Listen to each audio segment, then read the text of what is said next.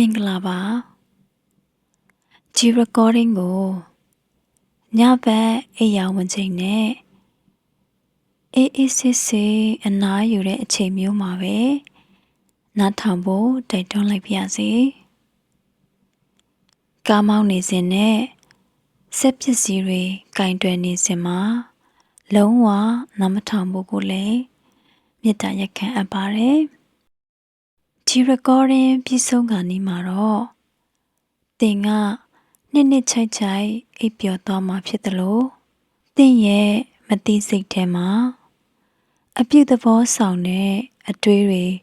ကိန်းအောင်နေစေဖို့အကြံပြုပြောသွားပေးမှာဖြစ်ပါတယ်အစင်သင်ဖြစ်ပြီဆိုရင်တော့မျက်လုံးလေးတွေစာမိတ်ကြရအောင်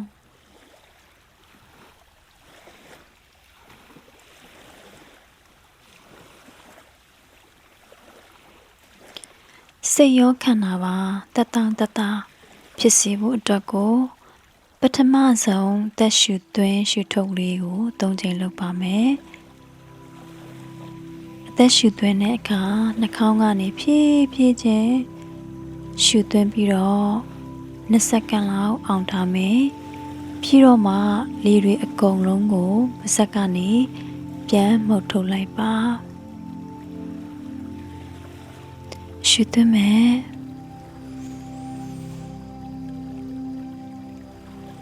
ရှူထုတ်မယ်နောက်တစ်ချိန်ရှူသွင်းပါ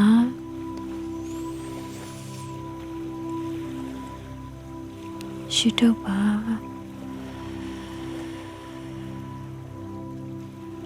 ကောင်းပါတယ်နောက်ဆုံးတစ်ချိန်ရှူသွင်းပါ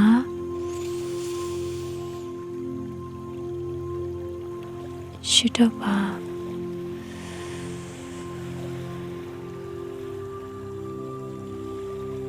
အသက်ရှူသွင်းရှူထုတ်လုပ်လိုက်ခြင်းကကျမတို့ရဲ့ခန္ဓာကိုယ်ကိုပို့ပြီးတော့မှ relax ဖြစ်လာစေပါတယ်ဆက်လက်ပြီးတော့အသက်ရှူသွင်းရှူထုတ်ကိုပုံမှန်လေးပဲသတိလေးကပ်ပြီးတော့နှာခေါင်းကနေရှူသွင်းရှူထုတ်နေလိုက်ပါ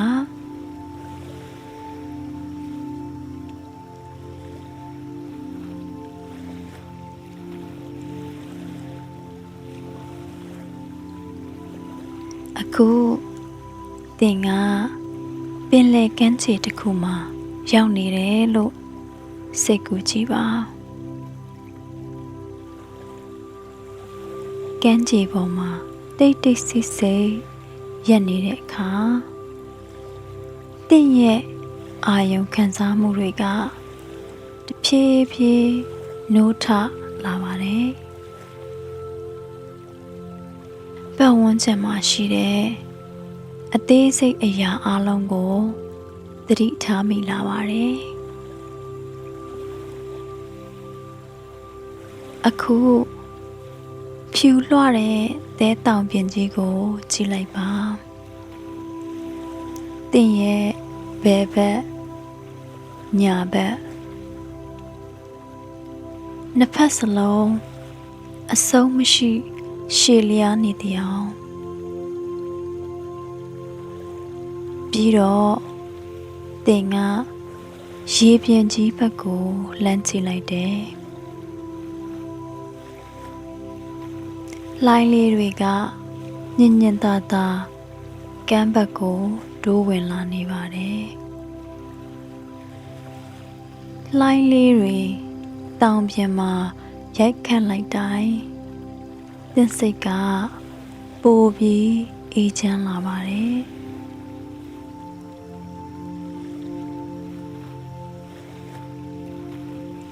အခုရေရဲ့အယောင်ကိုသတိပြုကြည့်လိုက်ပါအလွန်လှပပြီးတောက်ပတဲ့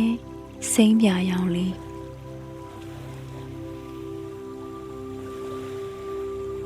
မျက်စိတစ်စုံရေပြင်ပြာကြီးကိုတင်ကြည့်နေမိတယ်ကောင်းကင်ကိုမော့ကြည့်လိုက်တော့လွတ်လပ်စွာပြန်တန်းနေတဲ့ စင်ရောငှက်ကလေးတွေကိုတွေ့လိုက်တယ်သူတို့အချင်းချင်းခေါ်တံတွေကိုလည်းသင်ကြားနေရပါတယ်လေထဲမှာသူတို့တွေအလွယ်တကူပြန်ဝဲနေကြတာကိုလည်းသတိထားမိတယ်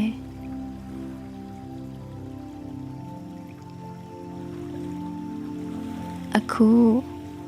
သင်ကရေစက်နာဘက်ကိုဖြည်းဖြည်းချင်းလမ်းလျှောက်သွားနေပါတယ်တလန်း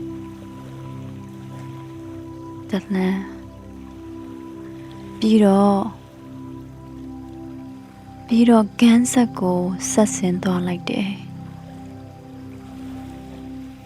တင့်ချေဘဝနဲ့ခြေမျက်စိတစ်ဝိုက်မှာ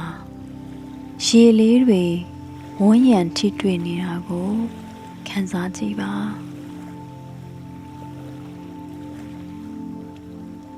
တဲထဲမှာတင့်ချေချောင်းလေးတွေကိုနည်းနည်းလှုပ်ရှားကြည့်လိုက်ပါခြေပလာနဲ့တဲကိုထိတွေ့နေရတဲ့နူးညံ့တဲ့ခံစားချက်အရန်ကိုစိတ်လက်ပေါ့ပါပြီးအေးချမ်းပါတယ်ငြိမ်ချမ်းပါတယ်ဒီလိုလှပတဲ့နေ့လေးမှာသင်ကစိတ်အေးလက်အေးနဲ့အနားယူနေပါတယ်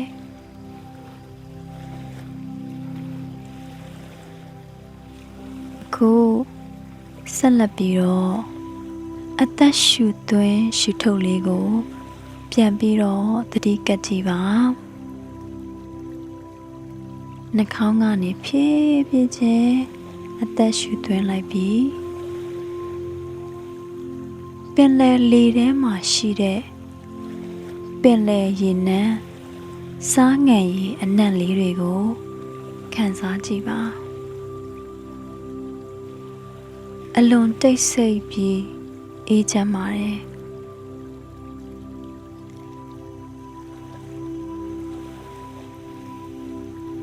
ပြီးရင်တော့လေတွေအကုန်လုံးကိုပါးစပ်ကနေဖြည်းဖြည်းချင်းပြန်ရှူထုတ်လိုက်ပါ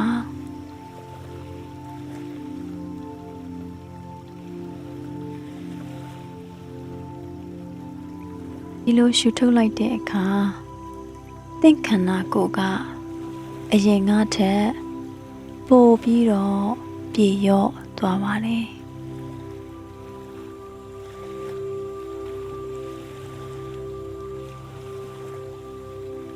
ရှင်ထဲက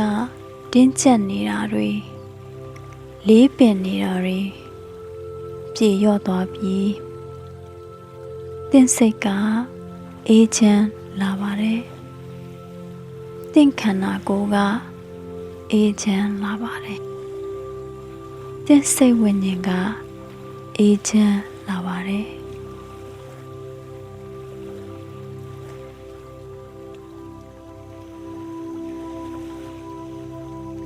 ပင်လယ်လေရဲ့လက်ဆက်အေးချမ်းတဲ့အနံ့လေးကအလွန်ကိုအေးချမ်းပါတယ်အလွန်ငြိမ်သက်ပါတယ်အခုခဏလောက်နားထောင်ကြည့်ပါကမ်းခြေကိုညင်သာစွာထိခတ်လာတဲ့လိုင်းတန်လေးတွေ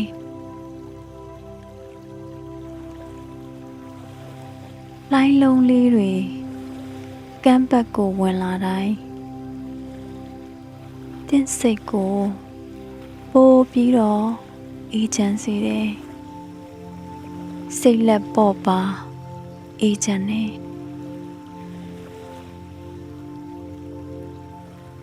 ပြီးတော့လိုင်းတွေပြန်ထွက်သွားတဲ့အခါသင်စိတ်ထဲမှာရှိတဲ့တင်းမာမှုတွေစိတ်ဖိစီးမှုတွေကိုယူဆောင်သွားသလိုခံစားရပါတယ် အခုတော့သင်လုံးဝအေးချမ်းနေပါပြီသင်စိတ်ကတည်ငြိမ်နေပါတယ်သင်ခန္ဓာကိုယ်ကအပြည့်အဝအနားယူနေပါတယ်အခုသင်ကကန်းဆက်ဘက်ကိုလမ်းလျှောက်သွားဖို့ဆုံးဖြတ်လိုက်ပါတယ်ရေဆက်နာတစ်လျှောက်ဖြည်းဖြည်းချင်းလမ်းလျှောက်နေပါတယ်အလွန်နှေးကွေးပြီးအေးချမ်းစွာ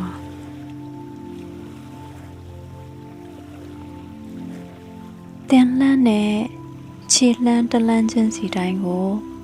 အပြည့်အဝခံစားနေရပါတယ်ဒီပင်လယ်ကမ်းခြေမှာသင်ကလုံးဝငြိမ်သက်အေးချမ်းနေပါတယ်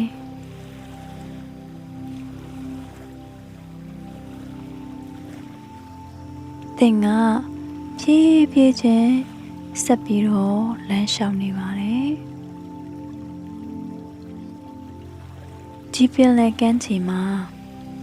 သင်တစ်ယောက်တည်းပဲရှိနေပါတယ်သင်ကလွယ်ပြီးမည်သူမှမရှိပါဘူးကမ်းခြေတစ်လျှောက်လမ်းလျှောက်နေရင်တဲတောင်ပြင်ပေါ်မှာရှိတဲ့ခရုကွန်လေးတစ်ခုကိုကောက်ယူလိုက်တယ်အဲ့ဒီခရုကွန်လေးကပန်းရောင်ဖြော့ဖြော့နဲ့အဖြူရောင်လေးပေါင်းဆက်ထားပါတယ်ပြန်လက်ချောင်းလေးတွေနဲ့အဲ့ဒီခရုကွန်ရဲ့မျက်နှာပြင်ပေါ်မှာဖြည်းဖြည်းချင်းလက်ပတ်ထိတွေ့ကြည့်လိုက်တယ်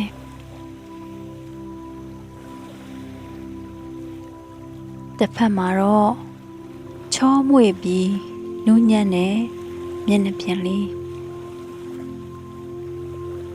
ပြင်ဘက်အချမ်းမှာတော့ညင်ညာမှုမရှိတဲ့အဖုအထစ်လေးတွေနဲ့မျက်နှာပြင်လေးပြီးတော့သင်ကအဲ့ဒီခရုကွန်လေးကိုသင်ရဲ့နားနားမှာကတ်ကြည့်လိုက်တဲ့အခါပင်လယ်လှိုင်းတန်ကိုသင်ကြားလိုက်ရတယ်ညံတာတဲ့လှိုင်းတန်လေးတွေအဲ့ဒီအတန်လေးတွေကသင်စိတ်ကိုပို့ပြီးအေးချမ်းလာစေပါတယ်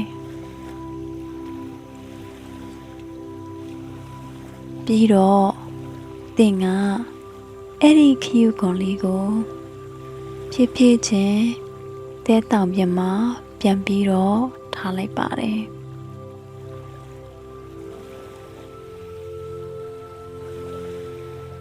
သင်က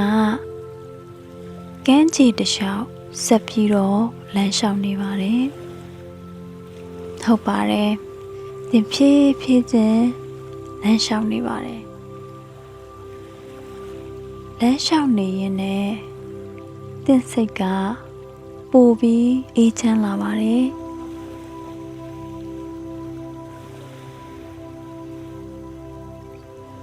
လမ်းဆက်လျှောက်နေရင်လည်းတနေရာရောက်တော့ကမ်းခြေတဲတောင်ပြင်မှာ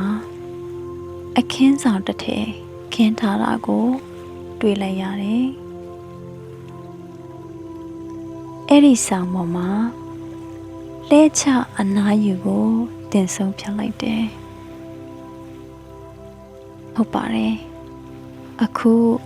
တင်ဆောင်ပေါ်မှာတက်တာနဲ့လဲလျောင်းနေပါတယ်နုညံ့တဲ့ပင်လယ်လေးညင်းလေးကတင့်ခန္ဓာကိုယ်ပေါ်ကိုဖြည်းဖြည်းညင်ညင်သာသာလေးတိုက်ခတ်လာနေပါတယ် အဲ့ဒီလေညင်လေးကတင့်ကိုပို့ပြီးတော့စိတ်လက်ပေါ်ပါစေတာကိုခံစားရင်းနဲ့အနာယူလိုက်ပါတင့်ခန္ဓာကိုယ်ကနူးညံ့တဲ့သဲတောင်ပြင်ပေါ်ကဆောင်းပေါ်မှာအေးချမ်းစွာတည်ငြိမ်စွာနဲ့အနားယူနေပါတယ်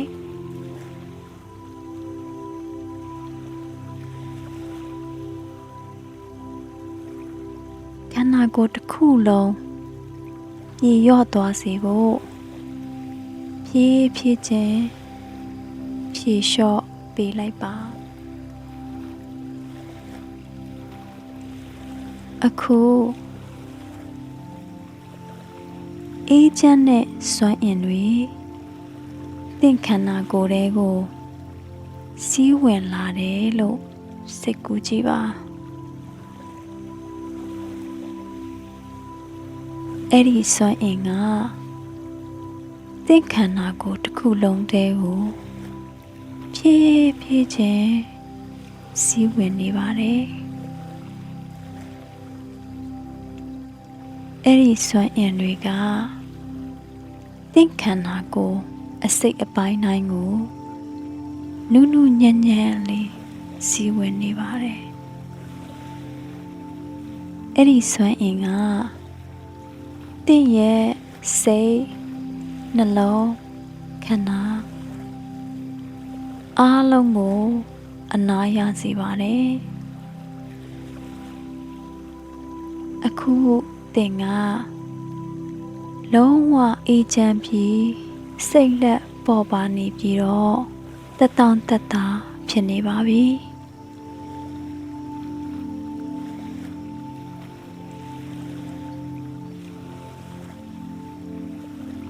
ဆက်လက်ပြီးတင့်ရဲ့ဦးခေါင်းနေရာကိုအာရုံပြုပါနှစ်ထင်တစ်ဝိုက်ကကြွက်သားတွေကိုဖြေလျှော့ပေးလိုက်ပါ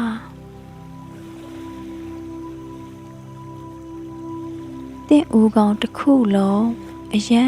ကိုပေါ်ပါသွားပါပြီအခုပါးစပ်ကိုအနှဲငယ်ဟပြီးမေးရိုးတွေကိုဖြေလျှော့လိုက်ပါ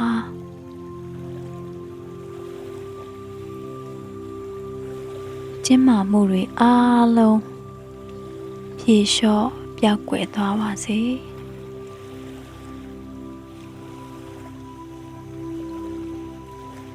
တင့်လည်ပင်ကိုဘယ်ညာ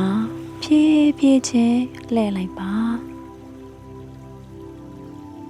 ပြီးတော့လေပင်နဲ့ခန္ဓာကိုယ်အထက်ပိုင်းကကြွက်သားအားလုံးကိုဖြည်းဖြည်းချင်းအနားပေးဖြေလျှော့ပေးလိုက်ပါအဲ့ဒီအပန်းဖြေမှုတွေကလက်မောင်းတစ်လျှောက်စီးဆင်းသွားတာကိုခံစားကြည့်ပါ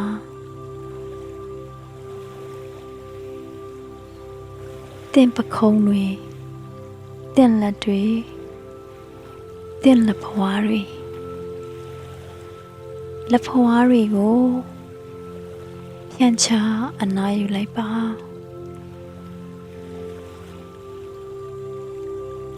အဲ့ဒီဖြေလျှော့အနားယူမှုကအခုတင့်ရဲ့လက်ချောင်းထိပ်တွေအထိဆင်းသွားပါတယ်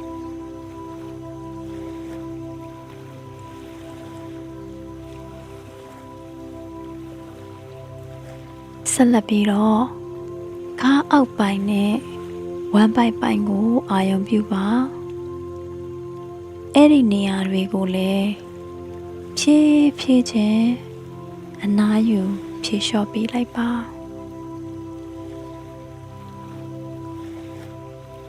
ခန္ဓာကိုယ်အပေါ်ပိုင်းတစ်ခုလုံးအလွန်ပေါ့ပါပြီးအကြောချင်တွေအားလုံးပြေလျော့နေတယ်နေရတာအယံကိုတက်တောင့်တက်တာဖြစ်နေတယ်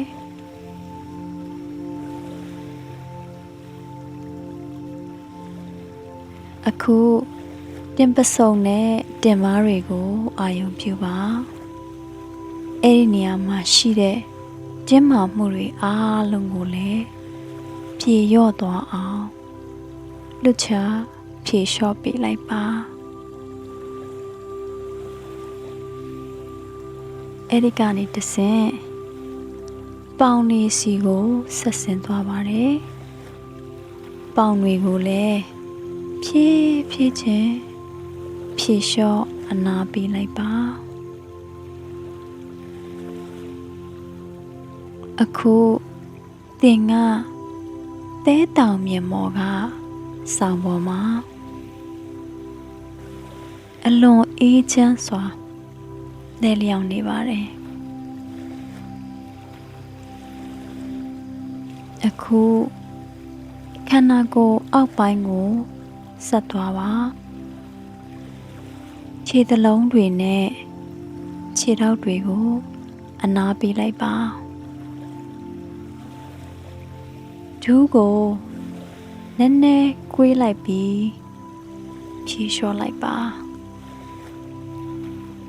ခြေမျက်စိနေရာခြေချင်းဝတ်နေရာလူတွေကိုအနည်းငယ်လှူရှားကြည့်ပေးပါအဲ့ဒီနေရာတွေမှာတင်းမာမှုလုံးဝမကြံတော့တဲ့အထိဖြေလျှော့ပေးလိုက်ပါဟုတ်ပါတယ်တက်တောင့်တက်တာဖြစ်သွားတဲ့ခန္ဓာကိုယ်တစ်ခုလုံးပေါ့ပါသွားတဲ့ခံစားချက်ကတိတ်ကိုကောင်းပါတယ်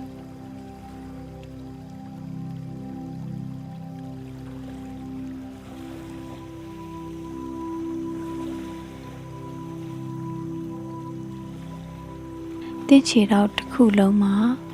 ရှိနေတဲ့ကျင်းမာမှုတွေအားလုံးထွက်ခါသွားတာကိုခံစားလိုက်ပါ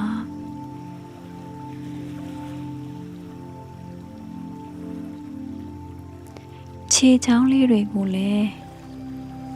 နည်းနည်းစီလှုပ်ရှားပြီးတော့အနားပေးလိုက်ပါအခုတော့သင်ခန္ဓာကိုယ်တစ်ခုလုံးလုံးဝပြေလျော့နေပါပြီအရင်ကတခါမှမခံစားဘူးတဲ့အနားရမှုမျိုးကိုခံစားနေရပါပြီစိတ်ကလည်းပိုပြီးအေးချမ်းနေပါတယ်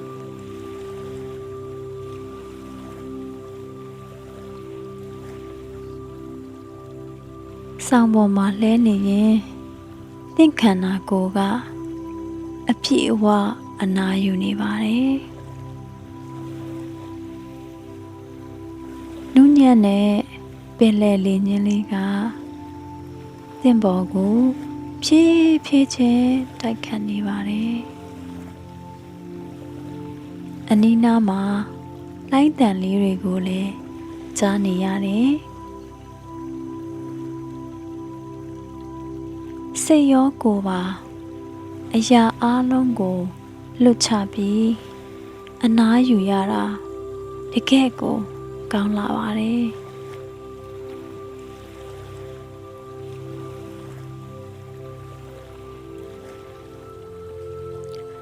သင်ခန္ဓာကိုယ်နဲ့သင်စိတ်ထဲမှာရှိတဲ့တင်းမာမှုအားလုံးကိုလွတ်ချလိုက်ရတဲ့အဲ့ဒီခံစားမှုကိုသင်အပြည့်အဝခံစားနေပါတယ်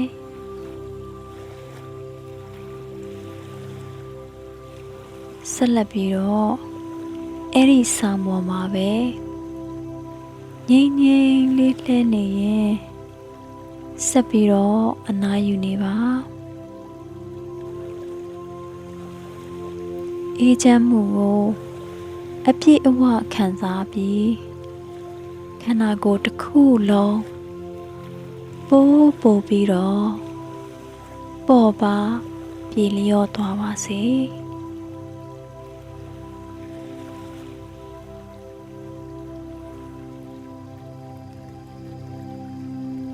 ပင်လယ်ကမ်းခြေမှာ အေးချမ်းစွာနဲ့အပြည့်အဝအနားယူနေရတဲ့အချိန်လေးကိုခံစားနေလိုက်ပါ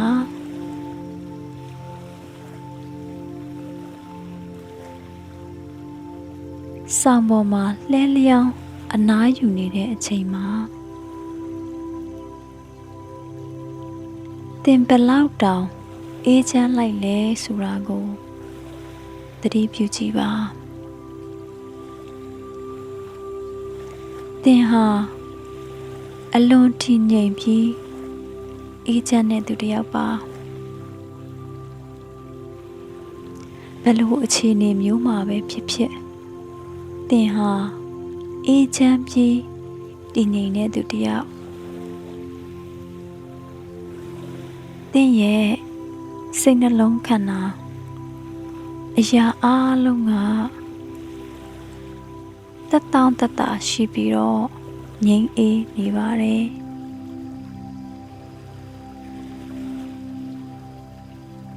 အရာအလုံးကအေးချမ်းပြီးတည်ငြိမ်နေပါတယ်စိုးရိမ်ပူပန်မှုတွေအပူအပင်တွေအားလုံးကိုလွတ်ချလိုက်တဲ့အခါဘယ်လောက်တောင်စိတ်အေးချမ်းစရာကောင်းတယ်လဲဆိုတာကိုခံစားကြည့်ပါစိုးရိမ်မှုတွေအားလုံးကိုအခုပဲလွတ်ချလိုက်ပါ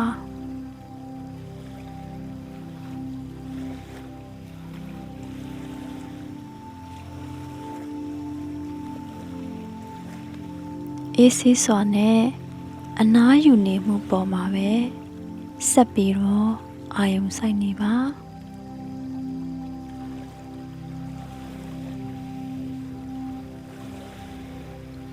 သင်ရဲ့စိတ်ကိုဖြေလျှော့ပေးလိုက်ပါသင်နှလုံးသားစိတ်ဝိညာဉ်ကိုဖြေလျှော့ပါသင်ခန္ဓာကိုယ်ကိုဖြေလျှော့ပါအရာအလုံးကိုအပြည့်အဝအနားပေးလိုက်ပါ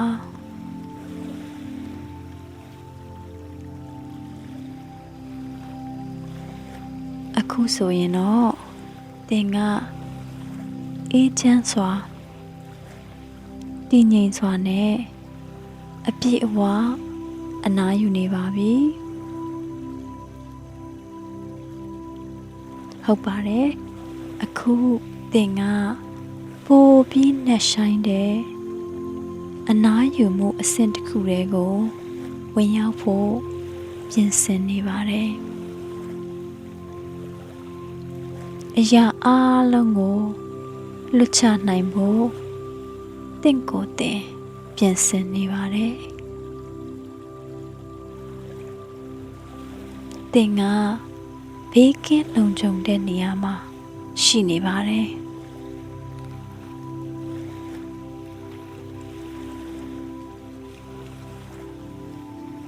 တက်တောင့်တက်တာရှိပြီးတော့စိတ်ကလည်းအေးချမ်းနေပါတယ်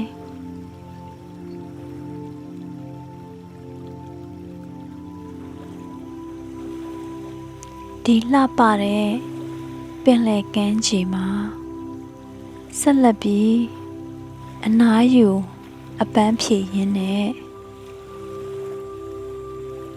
နေမင်းကြီးကမိုးကုတ်ဆက်ဝိုင်းဘက်မှာနေရောင်ဝင်ဖို့အချိန်နီးလာတာကိုသင်သတိပြုမိလာပါတယ်အခုအဆုံးမရှိကျယ်ပြန့်လာတဲ့ပင်လယ်ရေပြင်ကြီးကိုလှမ်းကြည့်လိုက်ပါ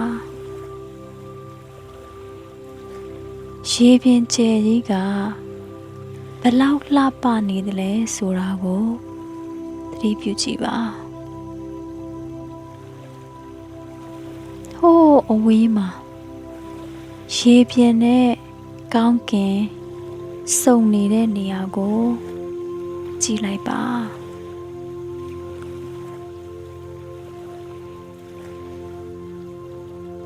အဲ့ဒီမြင်ကွင်းက အလွန်ကိုလှပတဲ့မြင်ကွင်းမှာ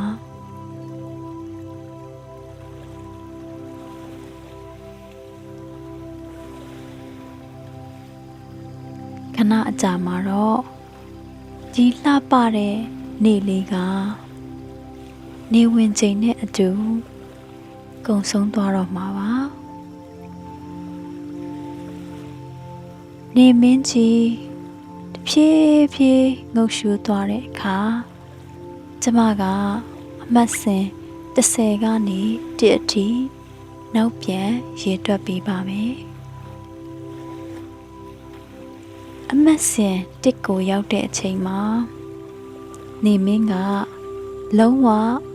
နေရောင်ဝင်ပြီးပျောက်ကွယ်သွားပါလိမ့်မယ်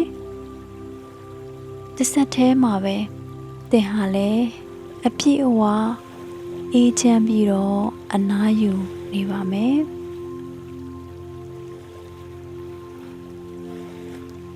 ကိန်းကနန်းတွေနှိမ့်ဆင်းသွားလေလေနေမင်းကြီးကပို့ပြီးတော့နှိမ့်ဆင်းသွားလေလေဖြစ်ပြီးတော့နေမင်းကြီးနှိမ့်ဆင်းသွားလေလေသင်ကပို့ပြီးတော့နက်နက်ရှိုင်ရှိုင်အနားယူမှုရလေလေဖြစ်လာပါမယ်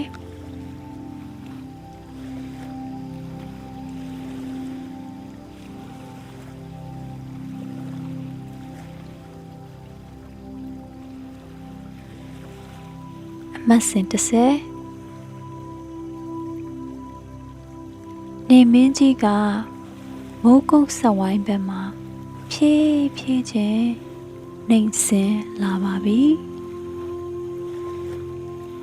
နေဝင်စပြုတ်လာတဲ့အခါကောင်းကင်ယံမှာအယောင်တွေပြောင်းလဲလာတာကိုသတိပြုကြည့်ပါအနီရောင်လေးပန်းရောင်လေးပြီးတော့ရေပြင်ပေါ်ကအပြာရောင်နဲ့အစိမ်းရောင်တွေရေပြင်ပေါ်မှာနေရဲ့အလင်းတန်းတွေရောင်ပြန်ဟပ်နေတာကိုသတိပြုကြည့်ပါအလွန်လှပတဲ့မြင်ကွင်းလေးပါ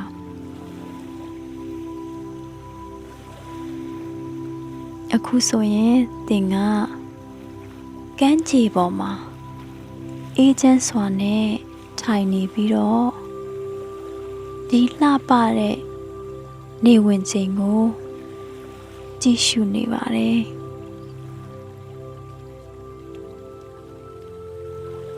ကိုနေမင်းကနည်းနည်းနောက်ထပ်နှိမ်ဆင်းလာပါတယ်သင်ကလည်းပို့ပြီးတော့မှစိတ်က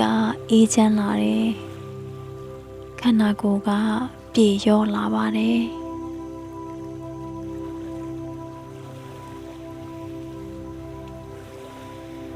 အရာအလုံးကိုလွတ်ချလိုက်တယ်ပို့ပြီးနှက်ဆိုင်နဲ့အစင်တစ်ခုစီကိုတဖြည်းဖြည်းလွတ်မြော်သွားပါစေအမတ်စင်ရှိနေမင်းကြီးကပို့ပြီးတော့နှိမ့်ဆင်းလာပါတယ်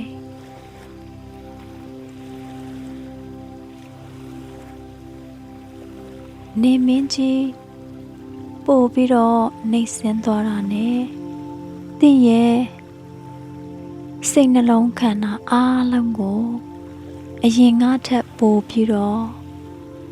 နက်နက်ရှိုင်ရှိုင်အနားယူခွင့်ပေးလိုက်ပါအမတ်စင်ခွန်အရာအားလုံးကိုလွတ်ချဖြေလျှော့လိုက်ပါအမတ်စင်6သစ်စိတ်ကအယံကိုအေးချမ်းနေပါပြီ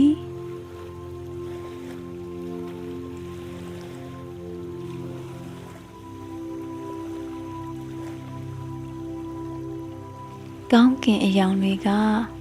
ထပ်ပြီးတော့ပြောင်းလဲလာပါတယ်ရေပြင်ကအခုဆိုရင်မှန်တစ်ချက်လိုတောက်ပနေတယ်နေမင်းကြီးရဲ့အလှတရားကိုအပြည့်အဝပုံဖော်ပေးနေပါတယ်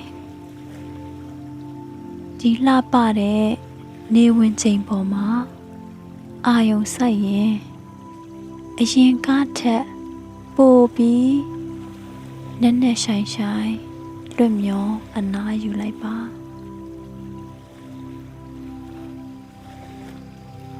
အခုသင်က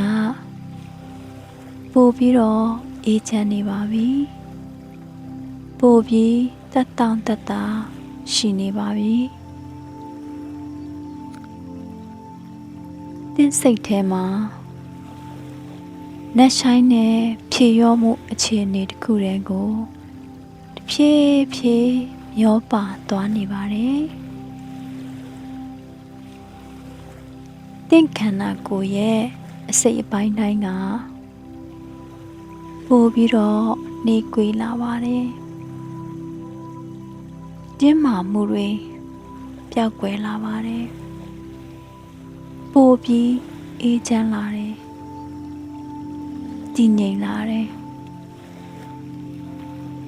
အနားယူပါအိပ်စက်ပါ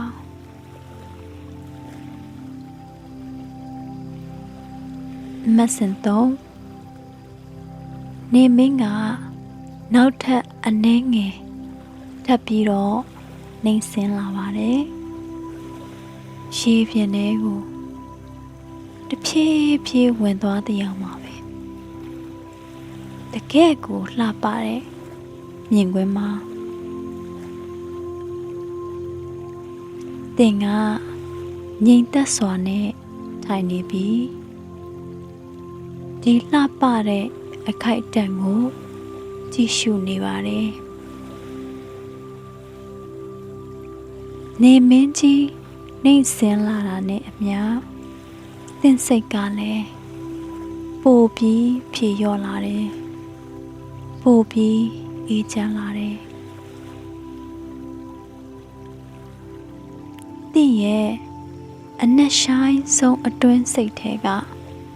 အေးချမ်းမှုကိုခံစားရင်းနဲ့အပြည့်အဝအနားယူပါအမတ်စင်နဲ့အခုတော့နေမင်းကရေပြင်နောက်မှာလုံးဝပျောက်ကွယ်တော့မယ်အချိန်နီးပါပြီတကယ်ကိုလှပတဲ့မြင်ကွင်းမှာဒီမြင်ကွင်းလေးကသင်ရဲ့အတွင်းစိတ်ကိုတည်ငြိမ်စေပါတယ်သင်စိတ်ထဲမှာအေးချမ်းမှုတွေပြည့်နှက်နေတယ်တည်ငြိမ်မှုတွေပြည့်နှက်နေပါတယ်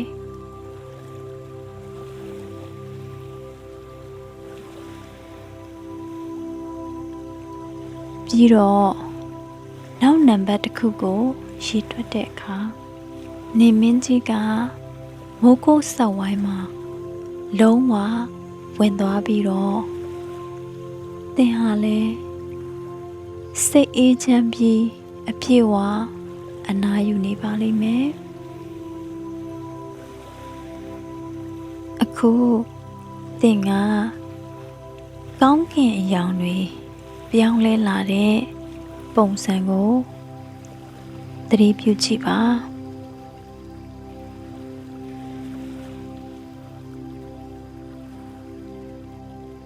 နေမင်းကြီးရဲ့ပတ်လည်မှာလိမ္မော်ရောင်အလင်းတန်းတွေတောက်ပနေပါတယ်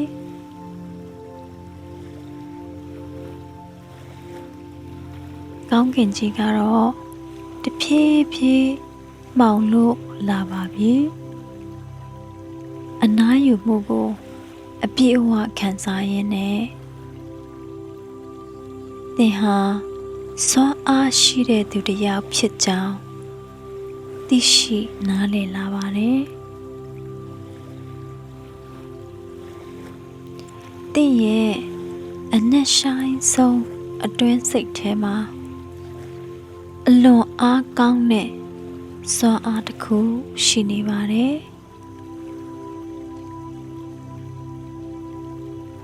သင်ဟာသင်ရဲ့ရည်မှန်းချက်တွေကိုအောင်မြင်နိုင်တယ်ဆိုတာကိုသိလာပါတယ်သင်မလိုချင်တော့တဲ့ကိုယ်အလေးချိန်ကိုလျှော့ချနိုင်စွမ်းရှိတယ်သင်ခန္ဓာကိုယ်အတွက်မလိုအပ်တော့တဲ့အလေးချိန်ကိုလျှော့နိုင်စွမ်းရှိတယ်ပြီးတော့အဲ့ဒီကျမ်းမာတဲ့ကိုယ်အလေးချိန်ကိုထိမ့်သိမ်းထားနိုင်စွမ်းရှိတယ်ဆိုတာသင်သိလာပါတယ်သင်ရဲ့အနက်ရှိုင်းဆုံးအတွင်းစိတ်ထဲကစွမ်းအားကဒီအရာတွေအောင်မြင်စေဖို့ကူညီပေးနေပါတယ်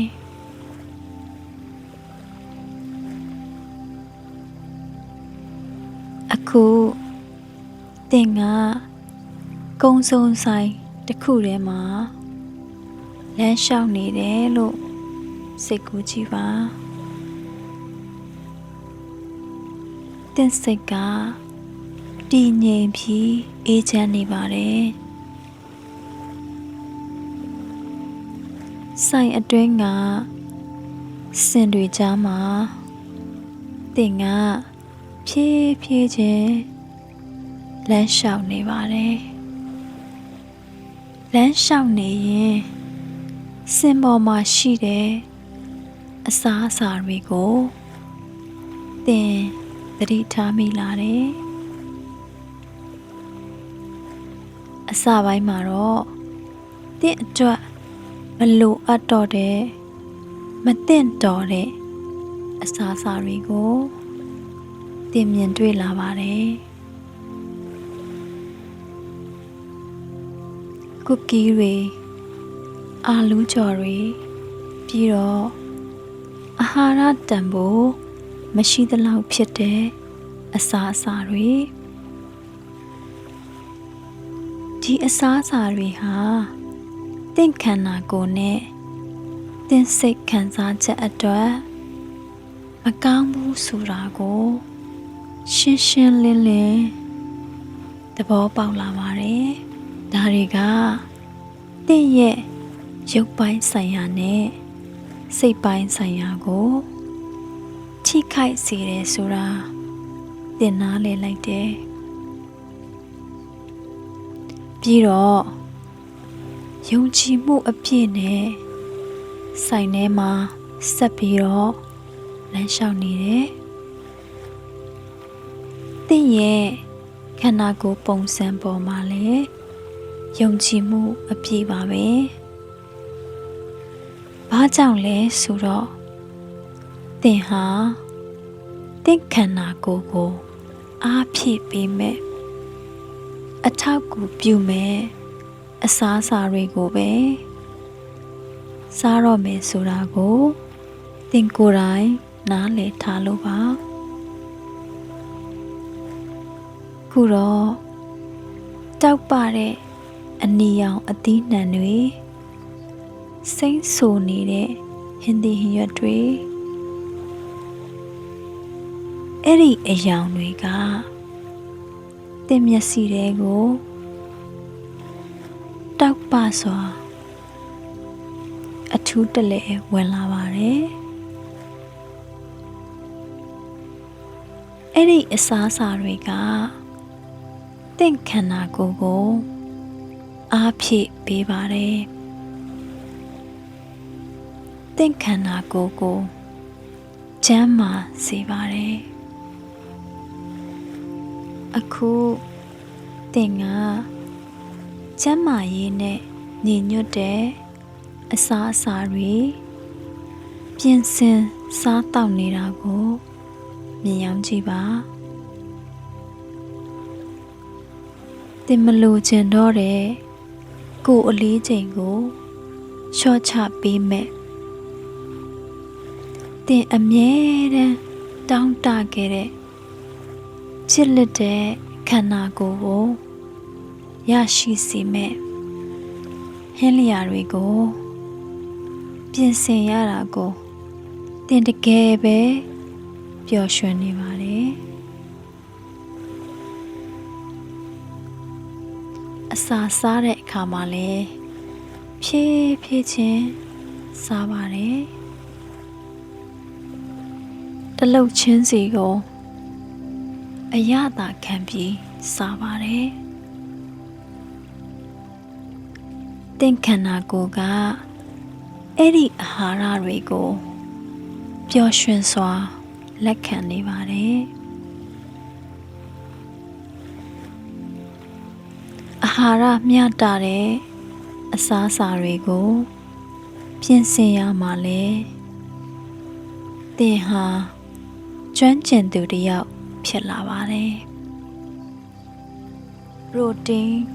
ကာဘိုဟိုက်ဒရိတ်နဲ့ဟင်းသီးဟင်းရွက်တွေကိုလိုအပ်တဲ့ပမာဏအတိုင်းမှန်မှန်ကန်ကန်ရရှိအောင်သင်ပြင်ဆင်တတ်လာပါပြီအစားအစာတိုင်းကသင်ပိုက်ကိုပြေဝစေပါတယ်ဒါကြောင့်အစားအစာတစ်နက်နဲ့တစ်နက်ကြားမှာမလိုအပ်ပဲမုံပဲသည့်စာတွေစားဖို့မလိုတော့ဘူးလို့သင်ခံစားလာရတယ်တစ်ပတ်ပြီးတစ်ပတ်တဖြည်းဖြည်းကုန်ဆုံးလာတဲ့အခါသင်ခန္ဓာကိုယ်ရဲ့ပြောင်းလဲမှုကိုသတိပြုမိလာပါတယ်အဝတ်အစားတွေကအရင်လိုကြက်မနေတော့ဘူးသင်ခန္ဓာကိုယ်ကပိုပြီးကြစ်လက်လာတယ်ပိုရှန်နေတဲ့အစီတွေဖြည်းဖြည်းပျောက်ကွယ်သွားတယ်ကိုယ်အလေးချိန်စက်ပေါ်ကခဏန်းတွေကိုလည်းသင်ကြီးမဆိုင်တော့ဘူးဘာကြောင့်လဲဆိုတော့သင်ဟာအရင်ကထက်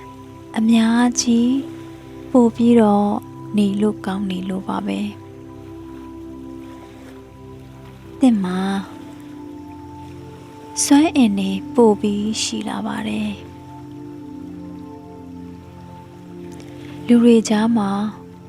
လမ်းလျှောက်တဲ့အခါသင်ဟာခေါင်းကိုမော့ပြီးဂုဏ်ယူဝင့်ကြွားစွာနဲ့လမ်းလျှောက်နိုင်ပါပြီ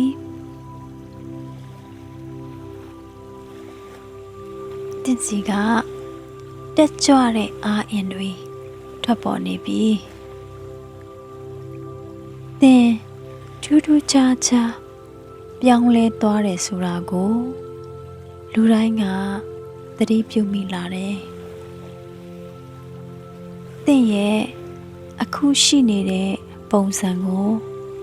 သင်ချစ်မြတ်နိုးလာသလိုသင်ရဲ့ခံစားချက်ကိုလည်း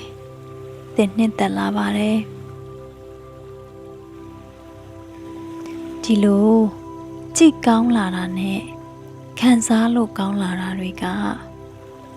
ကျမ်းမာတဲ့ဘဝပုံစံအသစ်ကိုဆက်လက်ထိန်းသိမ်းဖို့သင်ကိုပို့ပြီးတော့ကြုံအားပေးနေပါတယ်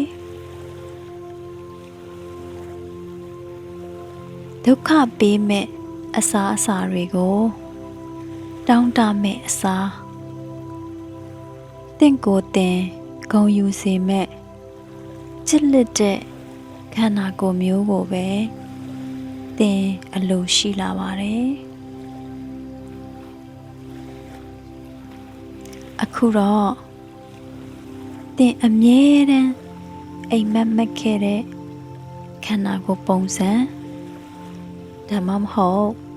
ကိုယ်အလေးချိန်ကို ရရှိသွားပြီလို့မြင်အောင်ကြည့်ပါသင်ဟာအရင်ကထပ်ပို့ပြီးတက်ကြွနေပြီသင်ချမှတ်ထားတဲ့ဘယ်လိုပန်းနိုင်ကိုမဆိုအောင်မြင်အောင်လုပ်နိုင်စွမ်းရှိတယ်လို့ခံစားနေရပါတယ်သင်ဟာကိုယုံကြည်မှုရှိနေသလိုသင်ပတ်ဝန်းကျင်ကလူတွေကလည်းသင်ကိုယုံကြည်မှုရှိသူတစ်ယောက်အဖြစ်မြင်နေကြပါပြီသင်ကယုံကြည်မှုရှိသူတစ်ယောက်သင်မှာစွမ်းအားတွေရှိနေပါတယ်သင်ရဲ့ပန်းနိုင်တွေကိုအောင်မြင်နိုင်ပါတယ်သင်ကသင်ကိုယ်သင်ချစ်မြတ်နိုးသူတစ်ယောက်သင်ရဲ့ခန္ဓာကိုယ်ကိုလေးစားမှုရှိပြီးသင်ဘဝကိုလည်းအပြုသဘောဆောင်တဲ့အမြင်နဲ့ကြည့်မြင်ပါတယ်သင်စိတ်ကအေးချမ်းနေတည်ငြိမ်နေပြီးတော့သင်ကသင်ကိုယ်သင်အမှန်တကယ်ချစ်မြတ်နိုးတက်လာပါပြီအခုဒီအတွေးတွေဒီခံစားချက်တွေကိုလက်ရှိပစ္စုပန်စီယူဆောင်လာလိုက်ပါသင်ဟာထက်မြက်သူအောင်မြင်သူဖြစ်ပြီးကြီးကျယ်ခမ်းနားတဲ့အရာတွေကိုလှုပ်ဆောင်နိုင်စွမ်းရှိတယ်ဆိုတာသိမြင်လာပါတယ်အခုသင်အမြဲတမ်းလိုချင်ခဲ့တဲ့ကြည်ကောင်းတဲ့ကြည်လက်တဲ့သင်ခန္ဓာကိုယ်ကိုမြင်အောင်ကြည့်ပါသင်လက်မောင်းတွေကပိုပြီးသေးသွယ်လှပလာတယ်ပိုပြီးကြည်လက်လာတယ်အစီတွေကိုကြွက်သားတွေနဲ့အစားထိုးလာတာကိုသတိထားမိလာတယ်သင်ခါပတ်လည်မှာရှိတဲ့အစီတွေဖြည်းဖြည်းလျော့နေသွားပါတယ်ဒါကြောင့်အဝတ်အစားတွေကသင်ကိုယ်ပေါ်မှာပိုပြီးတက်တောင့်တက်တာရှိနေပါတယ်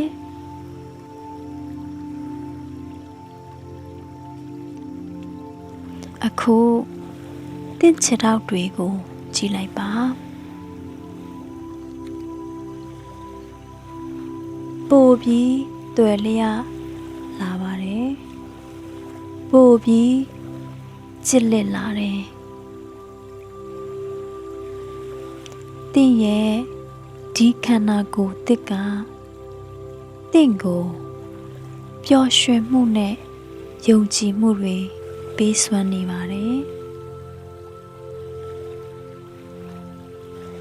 အရင်ကပုံစံဟောင်းကိုတော့မမှတ်မိနိုင်တော့ပါဘူးအခုသင်ရဲ့6 လအကြာအနာဂတ်ကိုစိတ်ကူးကြည့်ပါသင်ရဲ့ကိုယ်အလေးချိန်ကိုထိမ့်သိမ်းထားနိုင်ပြီနောက်ထပ်အလေးချိန်တွေလည်းရောကျလာနေပါတယ်ကိုလိုချင်တဲ့ကိုယ်အလေးချိန်ရချင်တဲ့ပန်းတိုင်မရောက်သေးရင်တောင်သင်ဟာလမ်းကြောင်းမှန်ပေါ်မှာရောက်နေပါတယ်အခုနောက်ထပ်တစ်နှစ်အကြာမှာဖြစ်လာမဲ့သင်ပုံစံကိုပ ပုံဖော်မြင်အောင်ပါသင်ကအရန်ကြည့်ကောင်းနေပါတယ်ကိုယ်အလေးချိန်ရော့ကျသွားပြီးတင့်ကိုယ်တင်ဂုဏ်ယူနေပါတယ်တင့်မှာစွမ်းအင်တွေအများကြီးရှိနေပါတယ်ဒါကြောင့်သင်ကပိုပြီးလှုပ်ရှားခြင်းလာပါတယ်ပိုပြီးအောင်မြင်ခြင်းလာတယ်သင်ကပြီးပြည့်စုံတဲ့ခန္ဓာကိုယ်ကိုဖန်တီးနိုင်သူပါသင်ဟာဘယ်အရာကိုမဆိုအောင်မြင်အောင်လုပ်နိုင်စွမ်းရှိတယ်ဆိုတာသိမြင်လာတဲ့အတွက်ဂုဏ်ယူဝင့်ကြွားစွာနဲ့ယုံကြည်မှုအပြည့်နဲ့ရပ်တည်နေပါတယ်သင်မလိုအပ်တော့တဲ့ကိုယ်အလေးချိန်ကိုလွတ်ချခွင့်ပြုပေးလိုက်ပါဒါဟာတဘာဝအတိုင်းလွယ်ကူစွာဖြစ်ပေါ်လာပါလိမ့်မယ်ကျမ်းမာတဲ့နီလန်းနဲ့ဖြစ်ပေါ်လာပါလိမ့်မယ်သင်ခန္ဓာကိုယ်ကိုအာဟာရပေးနိုင်တဲ့အစားအစာတွေကိုသင်ရွေးချယ်စားသုံးလာပါလိမ့်မယ်သင်ကအားကောင်းပြီးယုံကြည်မှုရှိတဲ့လူတစ်ယောက်ဖြစ်လာနေပါတယ်တွင်းပိုင်းကရောအပြင်ပိုင်းကပါပြောင်းလဲလာပါတယ်သင်အမြဲတမ်းပြစ်ချင်ခဲ့တဲ့လူတစ်ယောက်ဖြစ်လာနေပါတယ်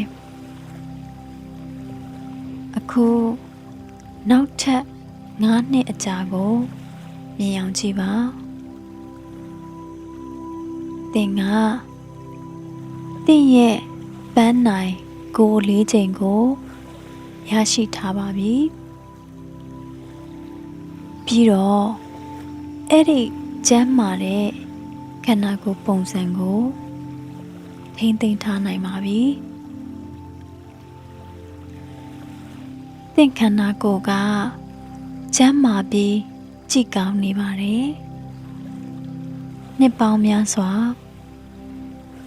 ကျမ်းမာတဲ့အစာအစာတွေဟင်းသီးဟင်းရွက်တွေအသီးအနှံတွေအာဟာရပြည့်ဝတဲ့အစာအစာတွေကိုရွေးချယ်စားသုံးလာခဲ့တဲ့အတွက်သင်ခန္ဓာကိုယ်ကအဲ့ဒီအကျိုးကိုပြသနေပါတယ်သင်ခန္ဓာကိုယ်ကိုကောင်းကျိုးမပြုတဲ့အစာအစာတွေကိုတောင်းတခြင်းလွတ်ချလိုက်နိုင်ပါပြီအစာအစာတစ်နက်နဲ့တစ်နက်ကြာမလိုအပ်ပဲမုံပဲတည်ရစားစားခြင်းစိတ်တွေကိုလည်းလွတ်ချထားပါပြီအစာစားတဲ့အခါသင်ကတလှုပ်ချင်းစီကိုသတိလေးကပ်ပြီးအရသာခံစားပါတယ်သင်ကသင်အစားအစာကိုတန်မိုးထားပါတယ်သင်ခန္ဓာကိုယ်ကိုအာဟာရပေးနိုင်တဲ့အစားအစာတွေစားနိုင်တဲ့အတွက်ကျေးဇူးတင်ပါတယ်အစားအစာကသင်ကိုထိန်းချုပ်တာမဟုတ်ပဲသင်ကသာအစားအစာကိုထိန်းချုပ်သူဖြစ်လာပါတယ်သင်ကသင်ကိုယ်သင်ဂုဏ်ယူနေပါတယ်လူတွေကလည်းသင်ကိုချီးကျူးကြပါတယ်သင်ရဲ့ယုံကြည်မှုနဲ့စွမ်းအင်တွေကိုသူတို့သတိပြုမိကြပါတယ်သင်ကလူတစ်တစ်ယောက်အဖြစ်ပြန်လည်မွေးဖွားလာသလိုခံစားနေရပါတယ် တင်အလွန်ပျော်ရွှင်နေပါတယ်တင်လိုချင်တဲ့ကျမ်းမာကျစ်လက်တဲ့ခန္ဓာကိုယ်ကိုလည်းရရှိခဲ့ပါပြီ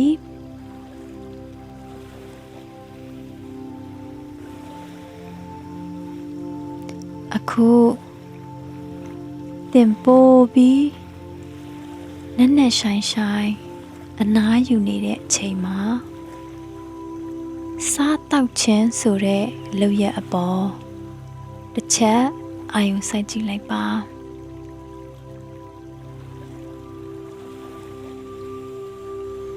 ပြင်းလို့စားတတ်တဲ့အလေးအကျင့်ဟောင်းတွေကိုတဖြည်းဖြည်းလွတ်ချလိုက်ပါပြီအစားတောက်ဆိုရင်အခုဆိုရင်ဗိုက်စားတဲ့အခါမှာပဲစားတောက်ပါတော့မယ်တင်းပိုက်ထဲကအမှန်တကယ်စားလာတဲ့ခံစားချက်ကိုရှင်းရှင်းလင်းလင်းသတိပြုမိလာပါတယ်အစားစားတဲ့အခါတလုတ်ချင်းစီကိုသတိရှိနဲ့ဖြည်းဖြည်းချင်းအရသာခံစားတတ်လာတယ်အမှန်တကယ်ဗိုက်မစားပဲစားနေမိတဲ့အလေးကျင့်တွေမရှိတော့ပါဘူးအခုတင်တောင်းတလာတာကတော့လက်ဆက်တဲ့အသီးအနှံတွေစိမ့်ဆိုတဲ့ဟင်းသီးဟင်းရွက်တွေ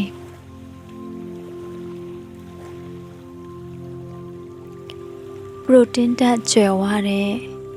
ကျန်းမာတဲ့အစားအစာတွေပါပဲတခြားများတဲ့မုန့်တွေအငန်များတဲ့အစားအစာတွေကိုတော့တင်ကအလွယ်တကူလွတ်ချနိုင်ပါပြီအစားအစာတွေကတင့်ခန္ဓာကိုယ်ကိုကျန်းမာစေပြီးယောဂတွေကိုကာကွယ်နိုင်တဲ့အာဟာရတွေပေးစွမ်းနေတယ်ဆိုတာကိုတင်သတိပြုမိလာသလိုကျေးဇူးတင်တတ်လာပါတယ်တနက်နဲ့တနက်ကြားမှာဗိုက်မစားတော့တာကိုလည်းတင်သတိပြုမိလာတယ်တင်ရဲ့ဇီဝကာမဖြစ်စဉ်တွေကလည်းပိုမိုမြန်ဆန်လာပြီးတင်ရဲ့ကိုယ်အလေးချိန်ကလည်းတဘာဝအတိုင်းတဖြည်းဖြည်းလျော့ကျလာပါတယ်အခုတင်ကမှန်အကြီးကြီးတစ်ချက်ရှိတဲ့အခန်းတစ်ခန်းထဲမှာရက်နေတယ်လို့စိတ်ကူးကြည့်ပါအဲ့ဒီမှန်ပေါ်မှာအရင်ကတင့်ခန္ဓာကိုယ်ကိုဖော်ပြခဲ့ပူတဲ့မကောင်းတဲ့စကားလုံးတွေရေးထားပါတယ်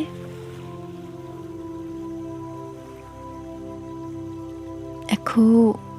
မြေပြင်ပေါ်မှာရှိတဲ့ဖြက်စီးကိုယူလိုက်ပါပြီးတော့အဲ့ဒီစကားလုံးတွေအားလုံးကိုဖြတ်ပစ်လိုက်ပါဟုတ်ပါတယ်အားလုံးကိုဖြတ်ပစ်လိုက်ပါ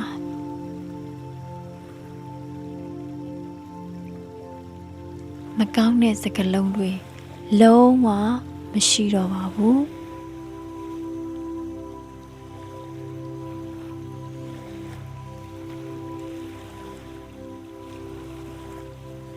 အခုမှန်တဲ့ကိုပြန်ကြည့်လိုက်တဲ့အခါတင်ဖြစ်ချင်ခဲ့တဲ့အကောင်းဆုံးတင်ပုံရိပ်ကိုမြင်တွေ့ရပါလိမ့်မယ်တင်ရဲ့မတိစိတ်ကလည်းဒီပုံရိပ်ကိုလက်တွေ့ဖြစ်လာအောင်ဖန်တီးပေးနေပါတယ်တင့်ခန္ဓာကိုယ်က ကျန်းမာလာပါတယ်။သင်ရဲ့ဇီဝကာမဖြစ်စဉ်ပိုမြန်လာပါတယ်။လာမယ့်အပတ်တွေမှာလေ့ကျင့်ခန်းလုပ်ဖို့လေသင်ပို့ပြီးစိတ်ဝင်စားလာပါလိမ့်မယ်။အရင်ကသင်ကိုဖျားယောင်းခဲ့တဲ့အစားအစာတွေကိုပြန်ရင်ဆိုင်ကြည့်ပါ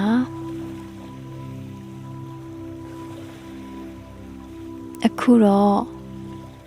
သင်ကတန်မာနေပါပြီယုံကြည်မှုအပြည့်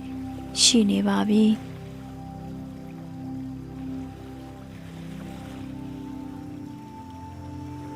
သင်ကအဲ့ဒီအစားအစာတွေကိုဟစ်အင်းလို့ရဲရဲဝံ့ဝံ့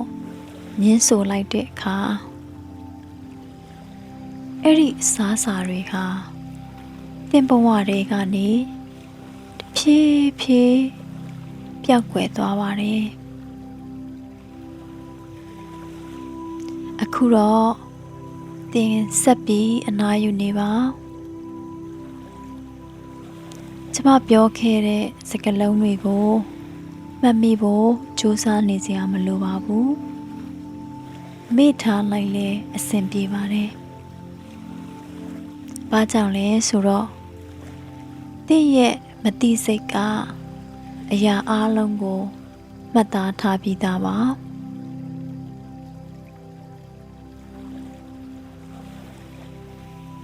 အခုတော့သင်အေးချမ်းတဲ့နှက်ဆိုင်တဲ့အိတ်ဆက်ခြင်းတွေကိုတဖြည်းဖြည်းဝင်ရောက်သွားပါလိမ့်မယ်အိပ်ပျော်နေစဉ်မှာသင်မတိစိတ်ကဒီအပြုသဘောဆောင်တဲ့အကြံပြုချက်တွေကိုသင်ဘဝရဲ့အစိတ်အပိုင်းတစ်ခုဖြစ်လာအောင်လှုပ်ဆောင်ပေးပါလိမ့်မယ်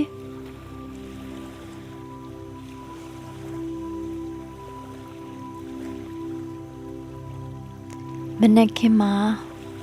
နိုးထလာတဲ့အခါသင်ကအားအင်ပြေဝနေပါလိမ့်မယ်